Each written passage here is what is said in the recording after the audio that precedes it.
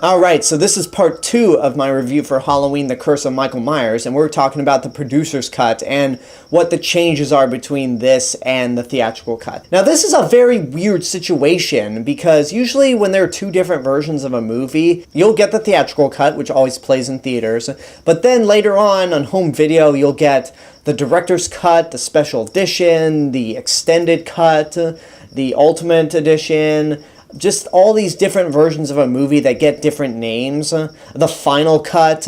So I've never heard of any cut of a movie known as the producer's cut. And when I hear those words, producer's cut, those are just a bunch of red flags going off, like, no, stop, this is gonna be terrible, no. So the producer's cut was going to be the original version that was going to be released in theaters, but they had a test screening to a bunch of 14-year-olds, which did very poorly, so they had to go back, reshoot a lot of stuff, and make lots of changes. Which, first of all, with Halloween 6 trying to be as grand and intelligent and as epic and deep and thought-provoking as it is, why the hell would you have your test audience be mostly 14-year-olds? You are setting yourself up for failure doing that right now, because no 14-year-old is going to pay attention to that kind of stuff. But for the longest time, despite not going to the theaters, the producer's cut did exist as a bootleg. That is until 2014, where the entire Halloween series was released on Blu-ray, all movies put together.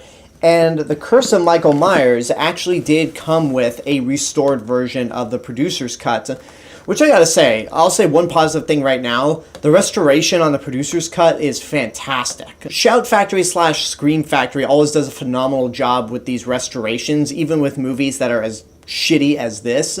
So, props to them. But anyway, there are a lot of changes, and there's often this debate on what's better, the theatrical cut or the producer's cut. Which I find it funny that debate exists, because that's the equivalent of saying dog crap doesn't smell as bad as cat crap, because in the end, it's still crap and you don't want any part of it. But if we're really going to take a look at it, the producer's cut is actually tighter. It's more well edited, scenes make a little more sense, and it is evenly paced. Even though it's a little longer, it feels more put together and not as sloppy as the theatrical cut. And there are a lot of changes throughout, one of which is how Jamie Lloyd is killed. In the theatrical cut, Jamie Lloyd is killed in a farmhouse, like instantly, when Michael pretty much impales her on some weird farm equipment and then turns on a machine that kind of like squeezes her insides out, just slashes them up. It's really grotesque and something you'd expect from a Friday the 13th movie, not so much a Halloween movie. Whereas in this version, Michael pretty much stabs her, leaves her wounded, where she's taken to the hospital where she's still alive. Dr. Loomis shows up to the hospital to try to make sure Jamie's okay, and that's where Paul Rudd's character comes in. Which makes sense, because in the theatrical cut, Dr. Loomis had no reason to be at this hospital that Paul Rudd was at, so it was just a goddamn coincidence that these two met, whereas in the producer's cut, it actually makes some sort of sense. And then Jamie eventually dies in the hospital, not from her wounds. No, a member of the cult came in and pretty much shot her in the head. And under normal circumstances, since I liked the character in Halloween 4, I would have been sad to see her die, but it's not played by Daniel Harris. And a little sidetrack, after I finished watching both cuts of Halloween 6, I watched this little special feature on the Blu-ray, which was an interview with Daniel Harris, where she pretty much fought to try to be in this movie, because they were looking for someone who was 18 years old.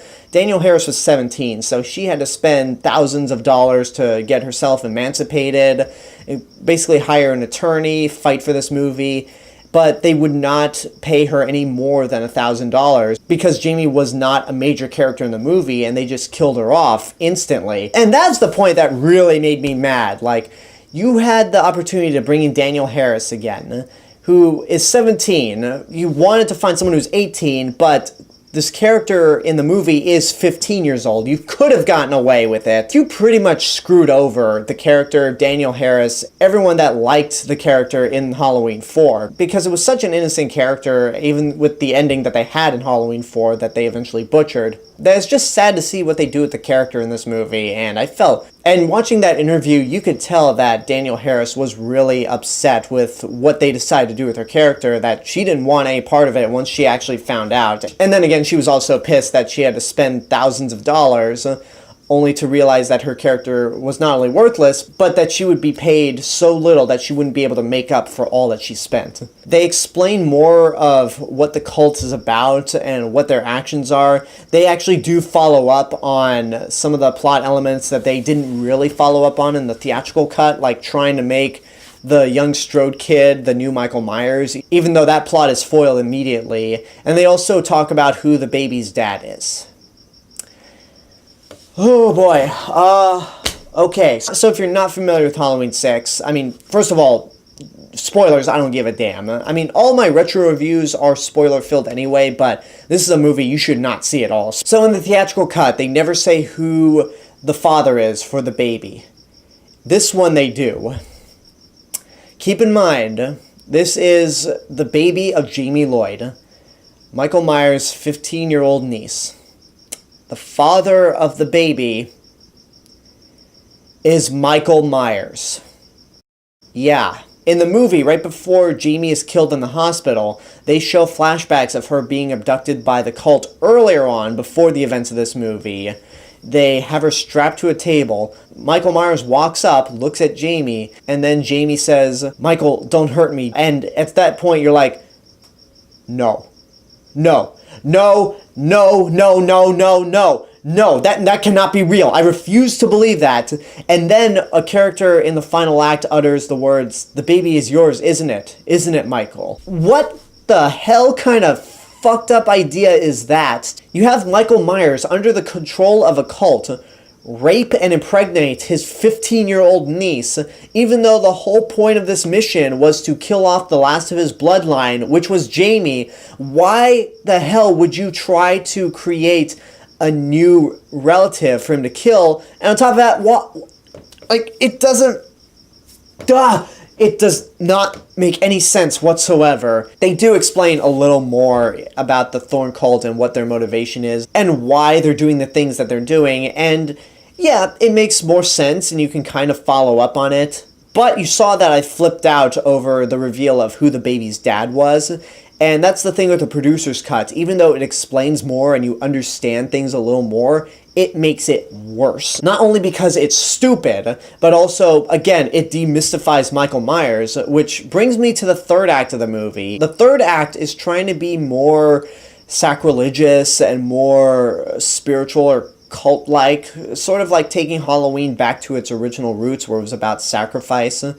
But Michael Myers barely has anything to do. He doesn't kill anyone. In the third act of the theatrical cut, he goes on a killing spree and just killing random people. Even if they're part of the cult, it's like something snapped in his mind where I'm like, I have this urge to kill. I'm going to grab this, I'm going to stab you, I'm going to stab you, I'm going to wipe your blood all over the windows, I'm going to kill you. It's just maddening, but at the very least it's entertaining. Whereas in this movie, Michael Myers is pretty much told to chase after our heroes. And the way he's stopped is that Paul Rudd just happens to have some stones in this cult costume that he snatched up. Creates some sort of pattern on the floor that pretty much renders Michael motionless to the point where he just stands in the hallway doing nothing like an idiot. And it's just downright stupid, which leads into the final scene of this movie. Hold on.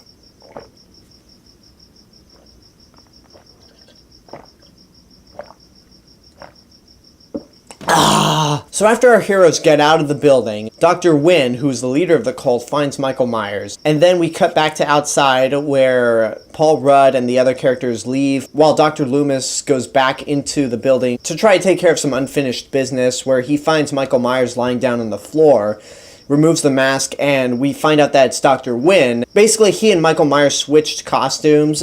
Michael Myers is now dressed as Wynn, even though his silhouette is obviously the actor who's playing Wynn. And Dr. Wynn pretty much says to Loomis, "It's your game now, Dr. Loomis." And we see that the thorn symbol is on Dr. Loomis's wrist, I guess meaning that he's supposed to look after Michael Myers, which leads into the most embarrassing thing Donald Pleasence, I think, has ever done in his career. I talked about how Donald Pleasence shows up to work, and no matter what he's in, he gives it his all, except for in this scene here. In this scene, when Dr. Loomis sees the thorn symbol on his wrist, he looks confused for about a good 10 seconds, starts screaming like a lunatic, and then it cuts to Michael Myers, who's dressed as Wynn, cuts back to Loomis, where he stops screaming, and then we have another 5 seconds where he kind of calms down, almost like they didn't cut the take right there. Since I'm worried about the copyright gods claiming this video, I'm just going to reenact the scene for you, and it pretty much plays out the same way in the producer's cut.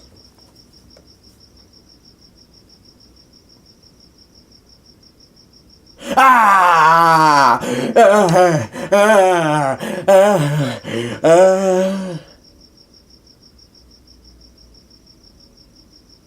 That's it. And it's not only the last shot we ever see of Donald Pleasence, but that scream is also the very last thing Donald Pleasence has ever said in a feature film. And it's embarrassing. It is absolutely embarrassing, and makes me realize, wow, Donald Pleasence, even though Sam Loomis is one of his most iconic roles, with Curse of Michael Myers, he has really joined the ranks of great actors whose final films were shit. I mean, you got Raul Julius in Street Fighter, you got Jonathan Winters in The Smurfs 2.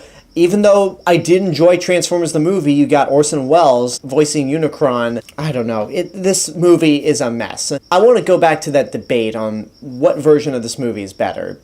And I don't even know why this is even a debate, because they're both terrible. They're both absolutely horrible movies, and so far from what I've seen, this is the worst Halloween movie so far. It's nonsensical, it tries way too hard, and even in the producer's cut where they explain more, even though it's a tighter movie, it just makes things even worse. So maybe because of the rating I'm about to give this movie, by default the theatrical cut's better, but really, that's not saying much when I say the producer's cut can go burn in hell. This is an atrocious movie. I am baffled by the people that say the theatrical cut is worse, because yeah, the theatrical cut is more of a sloppy mess, but you don't get as many stupid moments as you do with the producer's cut. I'm sorry. You can hate me all you want, but really, you're wasting your time arguing about which version of Halloween 6 is better or worse. And that's my review for the producer's cut of Halloween: The Curse of Michael Myers. Next up, we're going to tackle something a little better.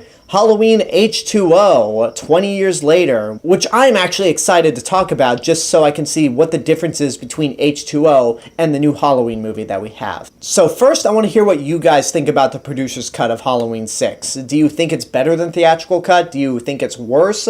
What are your overall thoughts on this movie trying too hard? Let me know in the comments below. And until next time, I hope you enjoyed this review. Don't forget to subscribe to the channel, give this video a like, and of course leave a comment. Don't forget to support my Patreon page, follow me on social media, and until next time, this is the real Mr. Robinson telling you there's only one.